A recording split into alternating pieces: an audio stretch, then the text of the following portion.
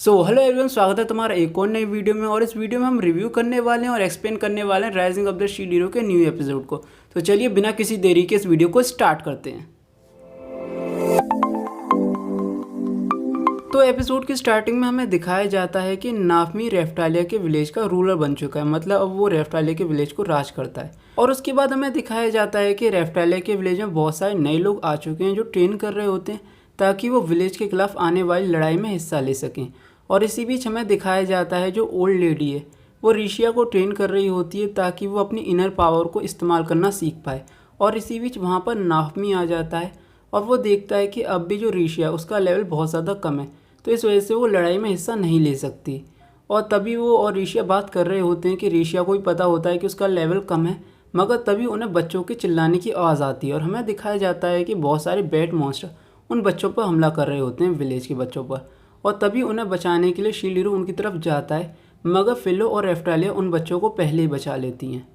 और इस इंसिडेंट के बाद जो नाफमी है वो थोड़ा सा हैरान हो जाता है क्योंकि उसे लगा था कि वेव को आने में टाइम है, तो ये फिर मॉन्स्टर कैसे आ सकते हैं। तो वो काउंटडाउन चेक करता है और नाफमी देख के हैरान हो जाता है, जो काउंटडाउन है वो गायब हो चुका है। और तभी उन सभी लोगों को एक चीज़ के चिल्लाने की आवाज़ आती है और हमें दिखाया जाता है कि वो आवाज़ टर्टल मॉन्स्टर की थी। और उसके बाद हमें दिखाया जाता है कि कैसल के अंदर सभी हीरोज़ और उनकी पार्टीज आई हुई हैं और क्वीन सभी हीरोज़ को थैंक यू बोलती हैं कि उनकी रिक्वेस्ट पे सारे हीरोज़ वहाँ पर आए। उसके बाद जो क्वीन है वो सभी हीरोज़ से जो अभी मॉन्स्टर्स के हमले हो रहे हैं उनके बारे में पूछती है। तो सभी हीरोज़ बताते हैं कि उन सभी हीरोज़ ने बैट मॉन्स्टर से लड़ाई करी है। तो नाफमी क्वीन से पूछता है क्या तुम्हें कुछ काउंटडाउन के बारे में पता है कि काउंटडाउन गायब कैसे हो गया। तो क्वीन सभी हीरोज़ को इन्फॉर्म करती है कि बहुत साल पहले एक बार ऐसा कुछ हुआ था कि एक स्पिरिट टर्टल किंगडम नाम का मॉन्स्टर आ गया था जिसने बहुत सारी टेरिटरीज को बर्बाद कर दिया था।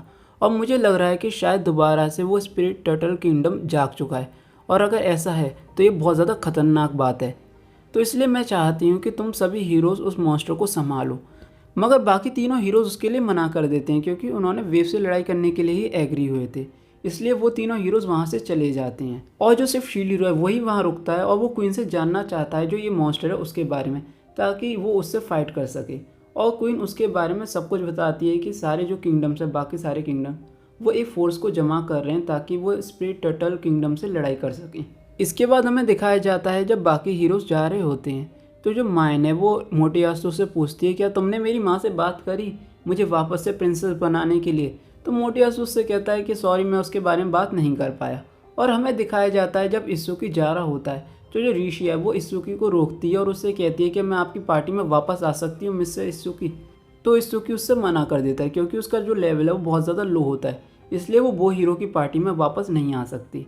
और जब वो हीरो जा रहा होता है तो ऋषिया बहुत ज़्यादा दुखी होती है क्योंकि वो हीरो ने उसे मना कर दिया। और जो रेफ्टालिया है वो ऋषिया को संभाल रही होती है। इसके बाद हमें दिखाया जाता है कि वेपन शॉप के अंदर शील्ड हीरो की पार्टी के सभी मेंबर्स अपने लिए वेपन ले रहे होते हैं क्योंकि उन्हें मॉन्स्टर से फाइट करने जाना है, स्पिरिट टर्टल मॉन्स्टर से।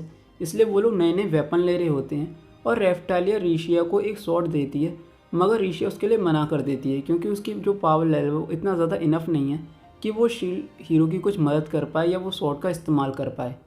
और ये देखने के बाद शील्ड हीरो थोड़ा डिसअपॉइंट भी होता है और रेफ्टालिया ऋषिया की मदद करना चाहती है। तो वो ऋषिया से कहती है कि मेरे पास एक तरीका है जिससे तुम्हारा पावर लेवल बढ़ सकता है। और उसके बाद हमें दिखाया जाता है कि ऋषिया और रेफ्टालिया स्लेव मर्चेंट के पास वापस जाती हैं और रेफ्टालिया ऋषिया से बोलती है कि कैसा रहेगा कि तुम मास्टर नाफमी की स्लेव बन जाओ, इससे जो तुम्हारा पावर लेवल है वो बहुत ज़्यादा इंक्रीज़ हो जाएगा। और ऋषिया ये सुनने के बाद बहुत ज़्यादा डर जाती है और तभी जो नाफमी है वो रेफ्टालिया से बोलता है कि मैं नहीं चाहता कि तुम ऋषिया को फोर्स करो मेरी स्लेव बनने के लिए। मैं मानता हूँ कि रेफ्टालिया तुम मेरी स्लेव बनी थी, मगर वो तुम अपने डिसीज़न की वजह से नहीं बनी थी, वो तुम्हें फोर्सफुली बनना पड़ा था और मैं नहीं चाहता कि ऐसा दोबारा किसी और के साथ हो। मगर तभी ऋषिया बोलती है कि मैं तैयार हूँ आपकी स्लेव बनने के लिए। और हमें दिखाया जाता है कि ऋषिया नाफमी की स्लेव बन जाती है और जो उसका पावर लेवल है वो बहुत ज़्यादा इंक्रीज़ हो जाता है। इसके बाद हमें दिखाया जाता है कि शील्ड हीरो की पार्टी स्पिरिट टॉर्टॉइस किंगडम से लड़ने के लिए जा रही होती है और जो मेल्टी है वो विलेज के अंदर रुकती है ताकि वो विलेज को संभाल सके। और रास्ते में हमें दिखाया जाता है कि रात में जो फिटोरी है वो फिलो से बात कर रही होती है और जो नाफमी है वो फिलो से पूछता है कि तुम फिटोरिया से बात कैसे कर पा रही हो। तो फिलो बताती है जो उसे जो मतलब ऊपर एक बाल मिला है उसकी मदद से वो फिटोरिया से बात कर पा रही है। और विक्टोरिया नाफमी से पूछती है कि बाकी सारे हीरोज़ तुम्हारे साथ काम करने के लिए तैयार हो गए। तो नाफमी बोलता है नहीं, अब भी वो तीनों हीरोज़ अलग अलग काम कर रहे हैं। तो विक्टोरिया कहती है अगर तुम लोग साथ में काम करना शुरू नहीं कर पाए तो मुझे तुम चारों हीरोज़ को मारना पड़ेगा। और जो ऋषि है वो भी ये बातें सुन लेती है और पूछती है इसका मतलब क्या मिस्टर इत्सुकी को भी मार दिया जाएगा अगर वो एक साथ मिलकर काम नहीं करते बाकी हीरोज़ के साथ। तो नाफमी उसे बताता है हाँ, अगर हम चारों हीरोज़ एक साथ काम नहीं करते तो विक्टोरिया हमें मार देगी। और ऋषिया ये सुनने के बाद थोड़ा डर जाती है, मगर नाफमी को अब इस बात से इतना ज़्यादा फ़र्क नहीं पड़ता है क्योंकि विक्टोरिया ने ये बात उसे पहले ही बता दी थी। उसके बाद हमें दिखाया जाता है कि जहाँ सारी फोर्सेस गैदर होती हैं वहाँ पर नाफमी की पार्टी भी पहुँच जाती है और एक बंदा बताता है कि बाकी तीनों हीरोज़ मारे गए। और ये सुनने के बाद ऋषिया बहुत ज़्यादा डर जाती है। तो नाफमी फिलो से पूछता है फिलो क्या तुम विक्टोरिया से पता लगा सकती हो कि बाकी तीनों हीरोज़ क्या मारे जा चुके हैं। तो विक्टोरिया बताती है नहीं, अभी भी चारों हीरोज़ जिंदा हैं।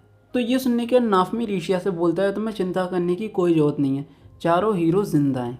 और इसके बाद हमें दिखाया जाता है कि वहाँ पर बहुत सारे मॉन्स्टर आ जाते हैं और वो लोगों पर हमला कर रहे होते हैं और नाफमी और उसकी पार्टी लोगों को बचाने जाती है, मगर जो मॉन्स्टर हैं उनकी तादाद बहुत ज़्यादा होती है। तो इसलिए नाफमी रेफ्टालिया और फिलो से कहता है कि सभी लोगों को लेकर एक सेफ जगह पहुँच जाओ। और उसके बाद हमें दिखाया जाता है कि नाफमी रेशील्ड का इस्तेमाल करता है और सभी मॉन्स्टर को मार देता है। और जब सभी मॉन्स्टर को नाफमी मार देता है उसके बाद रेफ्टालिया नाफमी से पूछती है क्या वो ठीक है। तो नाफमी बताता है हाँ मैं ठीक हूँ, बस मेरी थोड़ी बहुत एनर्जी जा चुकी है। और तभी हमें दिखाया जाता है कि वहाँ पर एक लड़की आती है और वो कहती है प्लीज़ मुझे मार दो। और इसी के साथ जो ये हमारा एपिसोड है यहाँ ख़त्म हो जाता है। और यार ये एंडिंग बहुत वियर्ड थी। आई नो यार लोगों को लग रहा होगा ये बहुत शॉकिंग है, मगर ये मेरे लिए थोड़ी वियर्ड एंडिंग थी। और इसी के साथ शील्ड हीरो का पहला एपिसोड यहाँ खत्म हो जाता है। अगर तुम्हें ये वीडियो पसंद आई है तो इस वीडियो को लाइक कर दो, चैनल को सब्सक्राइब कर दो और कमेंट करके बताओ कि तुम्हें पहला एपिसोड कैसा लगा। Thank you for watching.